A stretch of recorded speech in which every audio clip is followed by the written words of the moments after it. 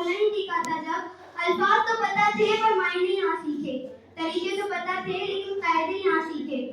छोड़कर आते थे हर रोज हम अपना घर जहाँ, छोड़कर आते थे हर रोज हम अपना घर जहाँ, किसने सोचा था बना लेंगे एक नया परिवार वहाँ। इतनी सारी यादें हैं कि समेटना मुश्किल है, अल्फाजों में इन सभी को पिरोना मुश्किल है। यहाँ बिताया हर पल हमें हमेशा याद आएगा, इतना प्यार इतना एक्सेप्टेंस का इतना ही मिल पाएगा। आज याद आता है वो एक टिफिन में 10 हाथ और 10 सेकंड में टिफिन साफ, और वो टीचर का स्कूल ना आना तो उस बात हमारा पूरे दिन जश्न मनाना। वो इतना सब कुछ कैसे कहूँ कुछ समझ ही नहीं आया। और हमारे 26 जनवरी और 15 अगस्त ऐसे हुआ करते थे जैसे हमारे ईद बकरीद, और पीटीएम के दिनों में हम सब साथ हुआ करते थे।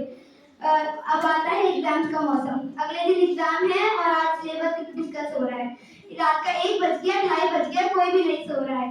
आगे वाला जो कुछ नहीं दिखा रहा, पीछे वाला हमारे भरोसे आ रहा है, ऐसे वक्त में दोस्तों हमने पार लगाया है।